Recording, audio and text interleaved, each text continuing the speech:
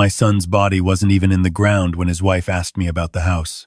We were standing in the funeral home parking lot, the October wind cutting through our coats, when Jessica leaned in close and said, "Did Michael ever update the deed? You know, for tax purposes." I looked at her like she'd spoken another language. She touched my arm. Her nails painted the color of wine. "Just thinking ahead, Dad. We have to be practical. My son had died 48 hours earlier. Massive heart attack at 42. No warning, no goodbye. And here was his wife of 12 years, asking about property transfers before we'd even picked out a casket liner. I didn't answer her. Just walked to my truck and sat there until my hands stopped shaking. Everyone at the funeral said I looked strong, composed. They saw a retired engineer who'd served in the Gulf, a man who knew how to keep his spine straight when the world tried to bend him. What they didn't see was the father who'd lost his only child, who'd held that boy minutes after he was born and promised to protect him from everything. I failed. I just didn't know how badly yet. The gathering at their house afterward was exactly what you'd expect. Casseroles, hushed conversations. People who hadn't spoken to Michael in years suddenly acting like they'd been close. Jessica moved through the rooms like a hostess at a dinner party, accepting condolences with practiced grace. She wore black, of course, but her makeup was perfect. Her hair was done. She looked like someone who'd had time to prepare. I sat in Michael's study, the one room she'd let him keep. It smelled like him, Old Spice and coffee, and for a moment I forgot he was gone. Then I heard Jessica's laugh from the living room, bright and clear, and I remembered, on his desk was a photograph from 10 years ago, before Jessica. Michael and I standing in front of the cabin I'd built in Montana, both of us holding rainbow trout, grinning like idiots. We used to go every spring. After he married, we went once, then never again. She said it wasn't safe, that he needed to be available, that his back couldn't handle the drive. I picked up the photo frame. Behind it, tucked between the desk and the wall, was a key. Small, brass, numbered, the kind that opens a safe deposit box. I pocketed it without thinking. Not to hide it, just to keep it close. That night, alone in my house for the first time in days, I couldn't sleep. I kept seeing Jessica's face in that parking lot, the way she'd asked about the deed like it was a grocery list item. I kept hearing the things Michael hadn't said over the past 5 years. The canceled fishing trips, the shortened phone calls, the way he'd stopped coming to Sunday dinners, always with some excuse Jessica had crafted for him. At 3 a.m, I got up and went to the kitchen. Made coffee I didn't drink. Stood at the window watching the neighbor's porch light flicker. And I pulled out that key. It had a number stamped on it, 447, and a bank name I recognized, First National, Downtown Branch. I should have waited. Should have asked Jessica if she knew about it, if it was something Michael had told her. But something in my gut, some instinct I'd learned to trust over 67 years of living, told me not to. The next morning, I drove to the bank. The vault attendant was a young woman, early 20s, who looked at me with soft eyes when I told her I was there about my son's box. She checked the records, verified my ID. Michael had listed me as a co-holder and led me to a small private room. Box 447 was medium-sized, heavier than I expected. I set it on the table and stood there for a long moment before opening it. Inside were 3 things. A manila envelope marked evidence, a leather journal with Michael's handwriting on the first page, and a thumb drive. I opened the journal first. The entries started 4 years ago. His handwriting, always neat, grew shakier as the pages went on. March 2020. Jessica opened a credit card in my name today. Found the statement in her car. $18,000. When I asked, she cried, said she was embarrassed, that it was for things for the house, for us. Said she'd pay it off. I didn't know what to say, so I said okay. July 2020. She's been taking money from the joint account. Small amounts, $200 here, $500 there. I checked the statements. It goes back 2 years. When I mentioned it, she said I was being controlling, that it was our money, that I didn't trust her. I apologized. November 2020. I tried to call Dad today. Jessica said he'd been talking badly about her to his friends, that it wasn't healthy for me to be around negativity. I don't think Dad would do that. But she was crying. I told Dad I couldn't make Thanksgiving. My hands were shaking. I kept reading. March 2021. I want to leave. I've thought about it every day for 6 months. But she's told everyone I'm unstable, that I've been depressed, that she's worried about me. If I leave, will anyone believe me? Will they think I'm the problem? June 2021. She started monitoring my phone. Says it's because I've been distant. I found spyware on it last week. When I confronted her, she said I was paranoid, that my stress at work was making me imagine things. She suggested I see someone. A therapist. Her therapist. August 2021. The therapist agrees with her. Says I show signs of anxiety, possible paranoia, prescribed medication. I took it for 2 weeks and felt like I was underwater. When I stopped, Jessica noticed. We had the worst fight we've ever had. She said if I didn't take care of my mental health, she'd have to take steps. I don't know what that means. I closed the journal. My vision was blurring. Not from tears, from something else. A cold, focused rage I hadn't felt since the war. The envelope was next. Inside, printed bank statements. Credit card bills in Michael's name. All going to a P.O. box he didn't know about. Emails between Jessica and someone named Marcus, talking about the plan and waiting it out, and he's almost broken. Photographs of Jessica with another man, laughing at a restaurant, holding hands in a parking lot. Date stamped from 2 years ago. And a printout of a life insurance policy. $2 million. Beneficiary, Jessica Marie Thompson. Signed 6 months before Michael died. The thumb drive was last. I didn't have my laptop with me, but the bank let me use one of theirs. The video file was dated 3 weeks before Michael's death. He looked awful. Thin, pale, exhausted. He sat in his truck, camera propped on the dashboard. "Dad," he said, and his voice cracked. "If you're watching this, I'm gone. And I need you to know it wasn't an accident." I stopped breathing. I started having chest pains 6 months ago. I went to the doctor, our family doctor, Dr. Brennan. He ran tests, said my heart was fine, probably stress. But the pains kept getting worse. I went back 3 times. Each time, he said the same thing. Anxiety. Stress. Gave me pills that made it worse. He rubbed his face. Last week, I went to a different doctor. Didn't tell Jessica. He ran a full panel. "Dad, I have a heart condition. It's serious. Requires medication, monitoring. The kind of thing that doesn't just appear overnight. The kind of thing that shows up on tests." He looked directly at the camera. Dr. Brennan lied. And I think Jessica told him to. My hands clenched into fists. I found out she's been seeing Marcus, her old boyfriend, for 3 years. I found the emails, the photos. I found out about the credit cards, the money she's been hiding, and I found out about the insurance policy she convinced me to sign. He took a shaky breath. I confronted her last night. She didn't deny it. She smiled. "Dad," she smiled and said, "What are you going to do about it? Everyone thinks you're crazy. Your own father doesn't even call anymore." And I realized she's been planning this for years, isolating me, making me look unstable, getting that insurance policy, and now, keeping me from treatment. He wiped his eyes. "I'm going to try to leave. I'm going to try to get help. But if I don't make it, I need you to know. And I need you to stop her. There's evidence in this box. Enough to prove what she did. Please, Dad. Don't let her get away with this." The video ended. I sat in that small bank room for 20 minutes, not moving, barely breathing. Then I carefully packed everything back into the box, thanked the attendant, and walked out into the November cold. I didn't go home. I drove to the cabin in Montana.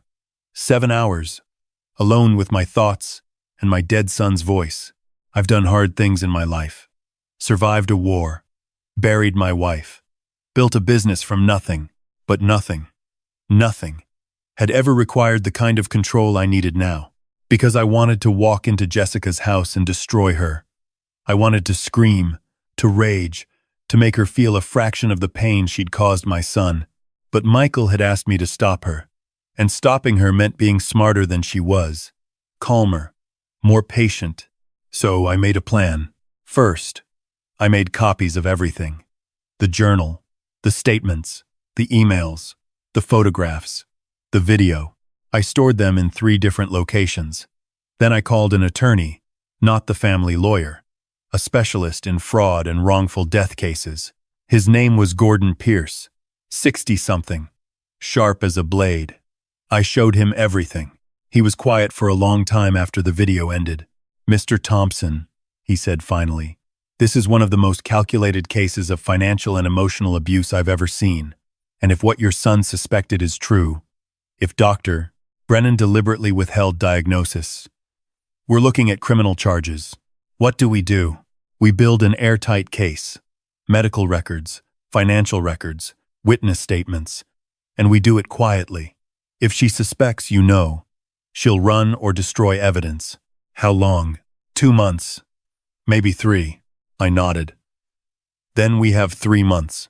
The next day, I went back to Jessica's house, brought groceries, helped sort through Michael's things, played the grieving grandfather to her grieving widow. She was good. I'll give her that. She cried at the right moments, talked about how much she missed him, how empty the house felt. She even asked if I wanted to keep some of his things. "Actually," she said, pouring coffee, "there's something I wanted to discuss. The house. Michael and I had talked about selling, moving somewhere smaller. I think I'm going to do that. Fresh start, That makes sense," I said calmly. "The thing is, I'll need to settle the estate first. The life insurance should come through in a few weeks, and then I can make plans. $2 million. For murdering my son. I'm sure Michael would want you to be comfortable," I said. She smiled. He was always so thoughtful. I smiled back, and I started gathering evidence. Over the next 2 months, I did everything Gordon told me. I got Michael's medical records from the new doctor, showing the diagnosis that should have been caught months earlier. I got phone records showing the calls between Jessica and Dr. Brennan. I hired a private investigator who found more photographs of Jessica and Marcus, including recent ones, after Michael's death, celebrating at expensive restaurants. I talked to Michael's co-workers, who told me how much he'd changed in the last few years, how he'd become withdrawn, anxious, how he'd stopped joining them for lunch, how Jessica would call the office multiple times a day, checking on him. I talked to the neighbors, who said they'd heard arguments, seen Jessica leaving late at night, coming back in the early morning. One neighbor, an elderly woman named Mrs. Chen, said she'd tried to talk to Michael once about it. He'd started crying and asked her not to say anything, that it would just make things worse. Every piece of evidence, Gordon filed away. Every statement, recorded and notarized. We were building something Jessica couldn't deny, couldn't manipulate her way out of. And I kept playing the role. The grieving father who just wanted to stay connected to his son's memory. I had dinners with Jessica and her parents. I helped her sort through Michael's office. I even went with her to the insurance company when she filed the claim. The investigator there, a tired-looking man in his 50s, asked routine questions. Any health issues? Any recent stress? Any reason to suspect anything other than natural causes? Jessica, with tears in her eyes, said no. Just a tragic, unexpected loss. I nodded along, my hands folded in my lap, my face blank. 3 weeks later, Gordon called. "We have enough. The DA is interested. Very interested. What happens now? I recommend we approach Jessica's attorney first. Give her a chance to settle quietly, return the money, accept fraud charges. If she fights, we go public, and it gets much worse for her." "No," I said.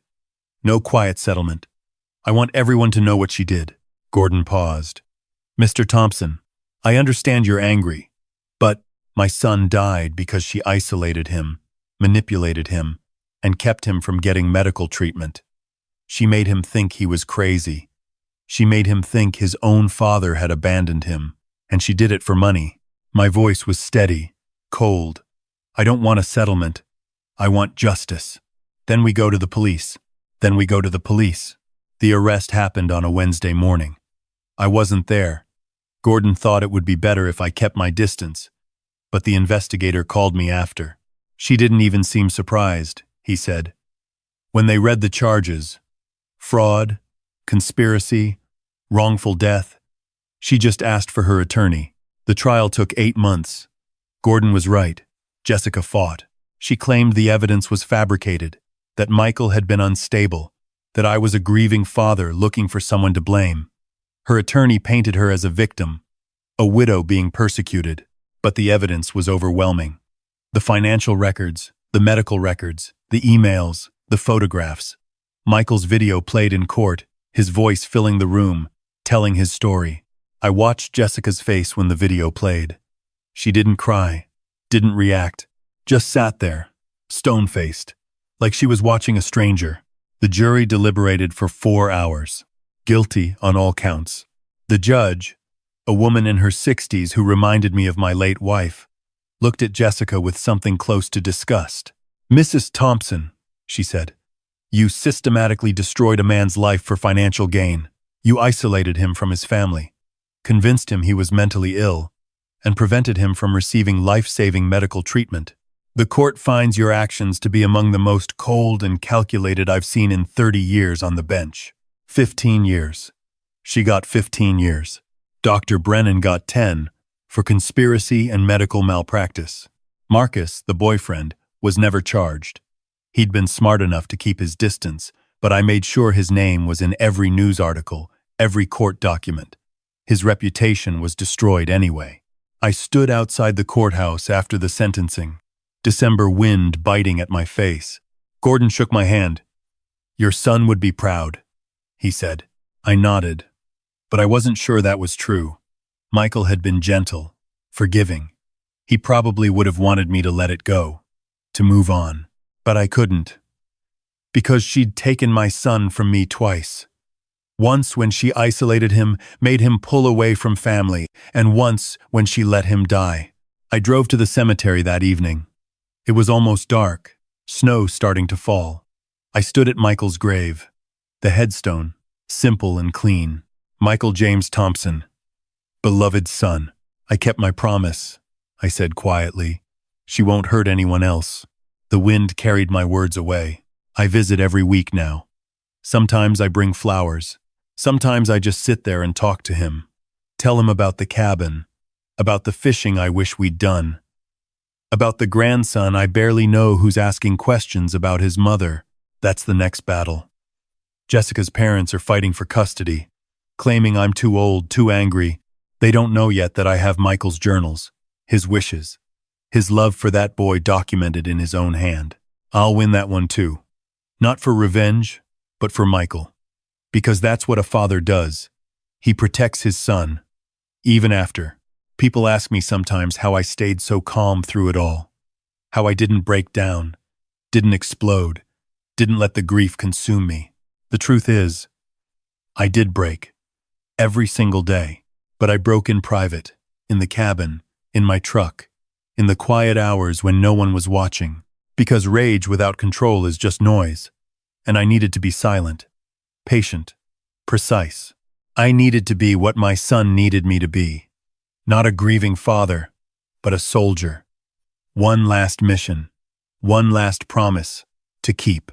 And I kept it. If you're reading this, if you're nodding along, then maybe you understand. Sometimes love doesn't look like forgiveness. Sometimes it looks like justice. And sometimes the calmest revenge is the one that never raises its voice.